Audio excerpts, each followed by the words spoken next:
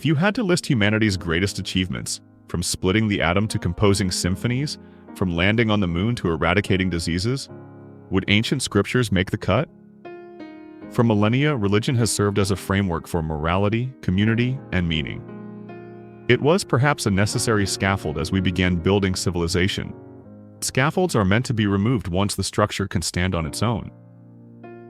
In our modern age of global connection and breathtaking scientific discovery, that ancient framework is not only unnecessary, it is actively holding us back. This video makes the case that it's time to move on. It isn't about creating a void, but about filling that space with something far more robust and beautiful.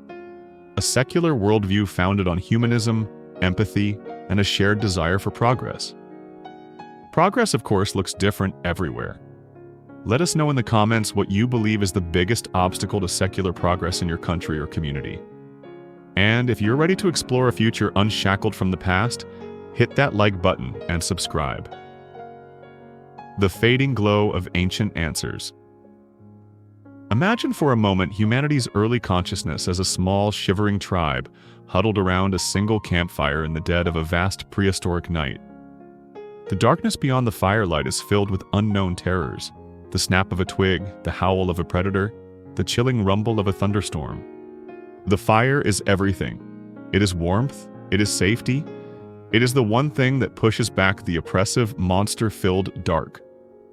Religion, in its earliest forms, was that campfire. It was our first brave attempt to make sense of the universe, to impose a narrative onto the chaos. It gave a name to the lightning, a reason for the harvest's failure, a purpose to the baffling cruelty of disease and death. The thunder wasn't a random atmospheric discharge, it was the anger of a sky god. A plague wasn't the result of microscopic organisms, it was a punishment for moral failings. These explanations, while factually incorrect, served a vital psychological function. They provided an illusion of control, a set of rules to follow that might appease the powerful, invisible forces that governed their lives. They built communities, codifying laws and rituals that bound people together. That campfire was, for a very long time, the brightest thing we had. But humanity, in its restless curiosity, was never content to just stay by the fire. We began, slowly at first, to venture out. We fashioned torches. We mapped the stars not as the jeweled eyes of mythical beasts, but as distant suns. We learned to chart their movements, to predict the seasons, to navigate the seas. We began to build tools, not just of wood and stone, but of thought. The tool of logic, the tool of skepticism, and, most powerfully, the tool of the scientific method. This was the equivalent of inventing the electric light. Suddenly, we could illuminate the entire landscape. We no longer needed to fear the darkness because we were systematically dispelling it. The places where the monsters were said to live were revealed to be just more of the world, governed by predictable natural laws. The germ theory of disease did infinitely more to save lives than any prayer or sacrifice. Our understanding of genetics and evolution provided a far more elegant and evidence-backed explanation for the diversity of life than any creation myth.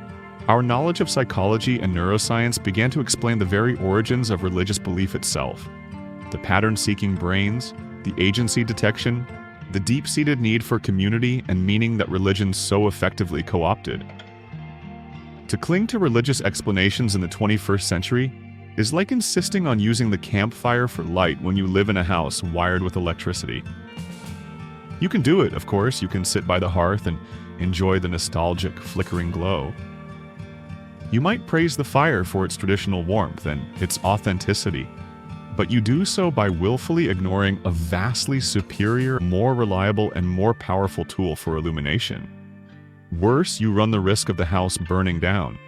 Relying on ancient texts for guidance on modern ethics, science, or governance is not just quaintly anachronistic, it is actively detrimental to our progress. These are documents written by people who thought the world was flat, that slavery was acceptable, and that epilepsy was demonic possession. They contain profound moments of poetry and some timeless moral insights, yes, but they are inextricably bound to a Bronze Age or Iron Age worldview. They are historical artifacts, not living instruction manuals. The glow of the ancient campfire has faded, not because it was wicked, but because we, in our unceasing quest for knowledge, have lit up the world. It is time to step out of the flickering firelight and into the full, brilliant, and sometimes challenging light of day. The moral compass. Forgery. Perhaps the most persistent and emotionally resonant defense of religion is the claim that it is the sole guarantor of morality. Without God, the argument goes, what's to stop us from lying, cheating, stealing, and murdering? Without a divine lawgiver and the threat of eternal punishment, society would collapse into a nihilistic free-for-all. Religion, in this view, is the bedrock of ethics, the North Star by which we navigate the choppy waters of right and wrong. This is not just an argument, it is a foundational threat. It's the idea that without faith, we are little more than sophisticated beasts, one commandment away from chaos.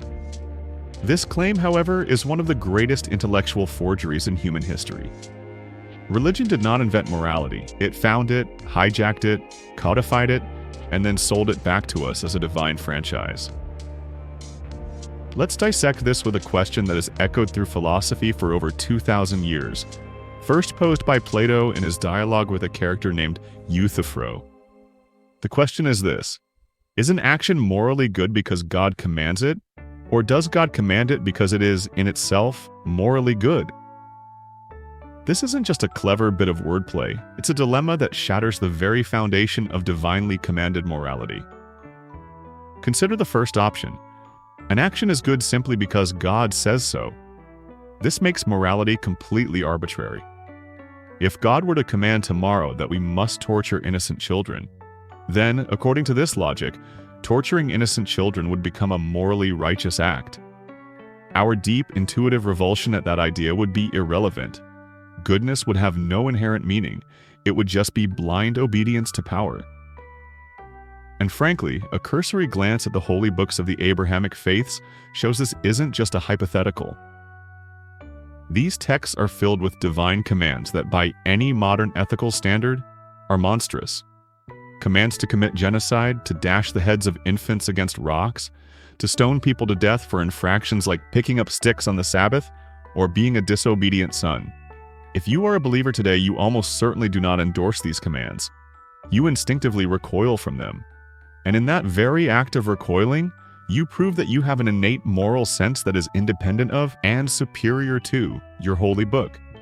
You are judging the book, which means the ultimate source of your morality is not the book. It's you. Now let's look at the second option. God commands an action because it is already inherently good. This sounds much better, much more reasonable. But it's even more devastating to the religious claim on morality. If there is a standard of goodness that exists independently of God, a standard that even God must look to for guidance, then God is no longer the source of morality. He is, at best, a cosmic middleman, a divine messenger relaying a moral truth that is accessible to all of us. And if that's the case, we can simply cut out the middleman. We can access that standard of goodness ourselves through the tools of reason, empathy, and a shared understanding of well-being. The game is up. Morality stands on its own 2 feet, no deity required. So where does this inherent sense of good come from? The answer is far more beautiful and far more grounded than any divine decree. It comes from our evolution as a social species. Humans, like many primates, are hardwired for empathy and cooperation. We have mirror neurons that allow us to feel a shadow of what others are feeling. We understand that helping others, building trust, and creating stable communities is beneficial for our own survival and flourishing. The so-called golden rule, do unto others as you would have them do unto you, is not a brilliant one-time revelation from a mountaintop. It's an almost universal ethical principle that has been independently discovered by countless cultures and philosophies across the globe, simply because it is the most logical and effective strategy for beings living together. It is a product of reciprocal altruism. It's the simple, rational understanding that a world where we treat each other with respect and kindness is a better world for everyone, including ourselves. Our moral compass wasn't forged in heaven. It was forged over millions of years in the crucible of social living, etched into our DNA and refined by the accumulated wisdom of human civilization. Religion's claim to be its author is a grand and audacious act of plagiarism. The Shackles of Dogma. If religion's moral claim is a forgery, its intellectual claim is that of a jailer. It presents itself as a source of ultimate truth, a key to understanding the universe's greatest mysteries. In reality, it functions as a set of shackles on the human mind, restraining curiosity and punishing the very act of critical thought that is essential to our progress. The core of this problem lies in a single corrosive concept: dogma.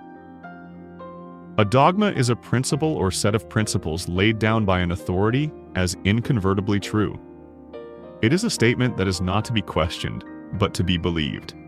And in that simple command, to believe without question, lies the antithesis of all genuine inquiry. Think of the fundamental difference in approach between science and religion. The scientific method is a monument to doubt. It begins with a hypothesis, an educated guess, but its entire process is designed to try and disprove that guess. An idea is tested, challenged, peer-reviewed, and subjected to relentless scrutiny. The ideas that survive this gauntlet of skepticism are the ones we hold as provisionally true, always with the understanding that new evidence could overturn them tomorrow. A scientist who successfully disproves a long-held theory, even one proposed by Einstein, is celebrated and awarded a Nobel Prize. The entire enterprise is built on the courage to say, "I might be wrong, let's find out." Now consider the religious approach. It begins not with a hypothesis, but with a revelation. A truth handed down from on high, recorded in a sacred text, and declared to be infallible. To question this truth is not seen as a virtue, it is seen as a sin. It is a sign of weak faith, of arrogance, of corruption by worldly ideas. The religious apologist does not work to disprove their beliefs. They engage in a process of motivated reasoning, starting with the desired conclusion, "My faith is true," and then working backward to find any argument, however flimsy, that supports it, while studiously ignoring the mountains of contradictory evidence. Instead of a Nobel Prize for challenging the dogma, the reward for questioning is often ostracism, condemnation, or in many parts of the world, a far worse fate. Dogma builds a cage for the mind. It may be a comfortable cage decorated with promises of eternal bliss and simple answers, but it is a cage nonetheless. And from within it, the vast, complex, and astonishing universe can only be viewed through a set of bars. This intellectual confinement is most clearly seen in the God of the Gaps phenomenon. For centuries, God was the explanation for anything and everything we didn't understand. What causes the sun to rise? God, what makes the crops grow? God, what is that light in the sky? God, but as science has relentlessly expanded the territory of human knowledge, the territory of God has shrunk in direct proportion. We discovered heliocentrism, photosynthesis, and astrophysics. The gaps in our knowledge where God used to reside have been filled, one by one, with natural, evidence-based explanations. God has been forced into a retreat, finding refuge in the ever-shrinking pockets of our ignorance. The precise origins of the universe before the Big Bang, the exact mechanism of abiogenesis, the hard problem of consciousness. Theologians now present these remaining gaps not as frontiers of scientific inquiry, but as proof of God's existence. But this is not a position of intellectual strength. It is the argument of a monarch who once ruled an empire and now proudly points to the small, unconquered garden shed at the edge of his former lands as proof of his enduring reign. To rely on the gaps in our knowledge for one's worldview is to build a foundation on shifting sand, knowing that the tide of discovery is always coming in. It is a philosophy that can only ever get weaker over time, never stronger. This intellectual surrender has a profound personal cost, forcing believers into a state of cognitive dissonance, where they must hold two contradictory ideas in their mind at once: the empirical reality presented by science and the revealed truth of their faith. This mental gymnastics is exhausting, and it prevents a truly honest and fearless engagement with the world as it is. This struggle with dogma is something many of us have experienced firsthand. It often starts with a single, small question. a moment where the official story just doesn't quite add up. What was the first piece of religious dogma that just didn't sit right with you? That first crack in the foundation that made you think, wait a minute. Was it the story of Noah's Ark and the logistical impossibility of fitting every species on one boat? Was it the concept of hell and the idea that a loving God would create a place of eternal torture? Or was it a contradiction you spotted in a holy text? Share that moment in the comments below. Reading through them is a powerful reminder that we're not alone in our journey of questioning. The Price of Piety. It is a necessary and fair concession to state, at the outset, that the majority of religious people are not monsters. They are our friends, our family members, our neighbors. They are often kind, charitable, and motivated by a sincere desire to do good in the world. The critique we are levying here is not against the individual believer's heart, but against the very nature of the ideological systems to which they subscribe. Because while faith may inspire personal acts of kindness, it has also, throughout history and into the present day, served as the most potent and reliable justification for breathtaking acts of cruelty. The problem lies in the very DNA of faith-based systems, the division of humanity into an us and a them. When your worldview is founded on the belief that your group possesses an exclusive, divine truth and a special relationship with the creator of the universe, it is an almost unavoidable psychological step to view those outside your group as lesser. They are the unenlightened, the lost, the infidels, the heathens. They are not merely people with a different opinion. They are people who are fundamentally wrong in the eyes of God Himself. From this single toxic seed of divine exceptionalism, a forest of horrors has grown. It is the logic that fueled the Crusades and the Jihads, where soldiers marched under the banner of a loving God to slaughter men, women, and children who prayed to a different version of that same God. It is the logic that built the torture chambers of the Inquisition, where the sincere belief in saving a person's eternal soul was used to justify the excruciating destruction of their physical body.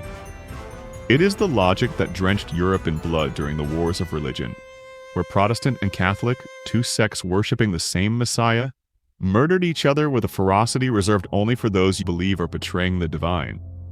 And if you think this is all ancient history, you are tragically mistaken.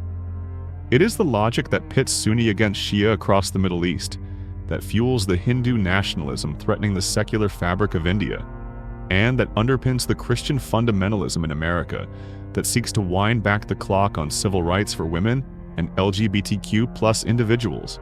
Religion provides a divine permission slip for our worst tribal instincts. It takes our natural evolved tendency for in-group loyalty and supercharges it with the absolute certainty of cosmic righteousness. This price of piety is paid not only in blood and conflict, but also in the currency of human potential and freedom. Religious dogma has been, and remains, a primary tool for social control and the subjugation of the vulnerable. For centuries, the divine right of kings was a theological justification for absolute tyranny, framing political dissent as a sin against God. Patriarchy, in all its stifling forms, has consistently found its most unshakable defense in sacred texts. From passages in the Bible that command wives to submit to their husbands, to interpretations of the Quran that limit a woman's autonomy, religion has provided a celestial mandate for what is, in reality, a terrestrial power imbalance. The condemnation of homosexuality, which has caused immeasurable suffering, rejection, and violence, is rarely based on a rational argument about harm or well-being. It is based almost exclusively on a few lines written by homophobic men thousands of years ago, which are then laundered through theology and presented as the timeless will of the universe. When your moral code is immutable and written in stone, you lose the ability to adapt, to grow, and to recognize the injustice of your own traditions. The system becomes designed to perpetuate itself, and the price is always paid by those who deviate from its ancient, rigid norms. The pious may look to the heavens for their authority, but the consequences of that authority are felt here, on earth, in the lives of those whose freedom is curtailed and whose dignity is denied. The Humanist Horizon. So, if we are to leave the crumbling temple of religion behind, where do we go? Is the only alternative a cold, meaningless void? A universe stripped of wonder, a life devoid of purpose? A society unmoored from any ethical anchor? This is the caricature often painted by the defenders of faith. A bleak, nihilistic landscape where humanity wanders, lost and alone.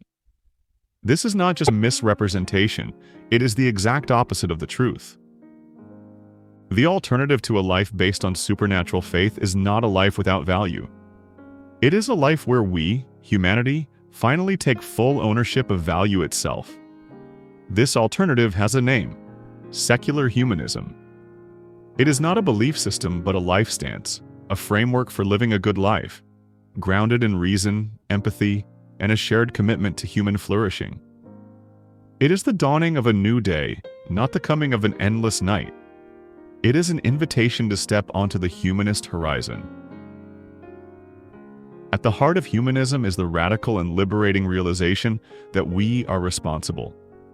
There is no divine plan, no cosmic safety net, no celestial parent coming to clean up our messes. We are it. This world, this life, this brief and beautiful moment in the sun is all we are guaranteed. Far from being a source of despair, this understanding is a source of immense empowerment. If this is our only life, then it is infinitely precious. Every moment matters. Every relationship is a treasure. Every act of kindness, every pursuit of knowledge, every creation of art, every laugh shared with a friend is not a dress rehearsal for some eternal afterlife, but the main event itself. Purpose is not something to be discovered in an ancient book.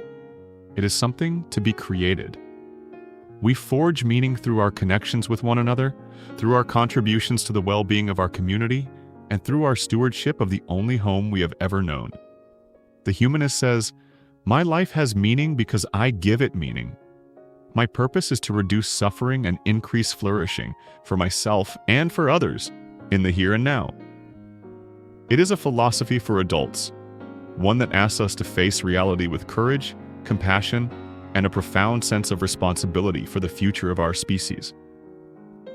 But what about community? What about ritual? Religion, for all its faults, has been masterful at building communities, at bringing people together, at marking the great passages of life with ceremony and shared experience.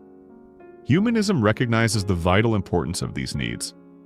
The desire for community is a fundamental human trait, but we do not need to share a delusion in order to share a bond. Secular communities are thriving all over the world.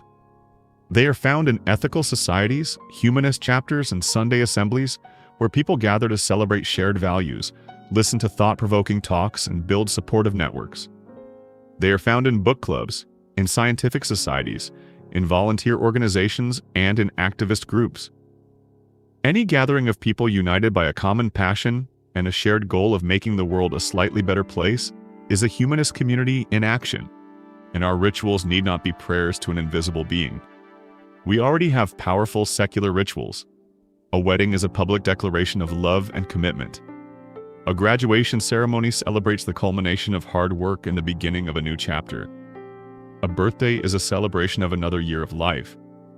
A memorial service is a chance to honor the memory of a loved one and support each other in grief. These rituals are powerful because they are about us. They are about our lives, our loves, our achievements, and our losses. They don't need a supernatural gloss to be deeply meaningful. Their meaning comes from the raw, authentic human experience they represent. An invitation to the real. So we find ourselves at the end of this particular reflection, but at the beginning of a much larger conversation. We have walked away from the fading glow of the ancient campfire, recognizing that its light is no longer sufficient for our journey. We have examined the moral compass offered by religion and found it to be a clever forgery, a copy of an original that resides within our own evolved nature as empathetic, social beings.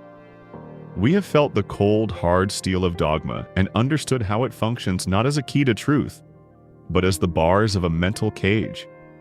And we have taken a sober, unflinching look at the terrible price that has been paid, and continues to be paid, for our species' devotion to piety. To advocate for leaving religion behind is not an act of arrogant dismissal. It is an act of intellectual and moral maturation. It is analogous to a child growing up and finally seeing their parents not as infallible, all-powerful deities, but as flawed, complex, and loving human beings.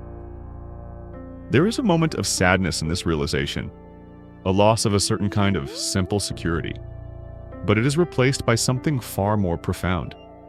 A relationship based on mutual respect, honesty, and a shared understanding of reality. Humanity is ready to move out of its childhood home. We can be grateful for the shelter the old stories provided, for the comfort they gave us through the long, dark nights of our ignorance. But we are no longer ignorant, and the day is bright with possibility. To step into a post-theistic world is to accept an invitation. It is an invitation to embrace the real. The real universe in all its mind-boggling scale and complexity is infinitely more awe-inspiring than the cramped cosmos of any holy book. The real story of our evolution is more dramatic and compelling than any creation myth. And the real task before us, building a just, compassionate, and sustainable global civilization, is a more noble and urgent purpose than securing a place in a conjectured afterlife. This path requires courage. It requires intellectual honesty. It requires us to find our solace not in comforting fictions, but in the strength of human connection and the thrill of discovery. It requires us to be the heroes of our own story. If this message resonates with you, you know what to do. Like this video to help it reach more searching minds. Subscribe to the God Mirage and join our community of thinkers. And for one last thought, share in the comments what a world guided by humanism instead of religion looks like to you. What's the biggest positive change you envision? Let's start building that future, one conversation at a time. Thank you for watching.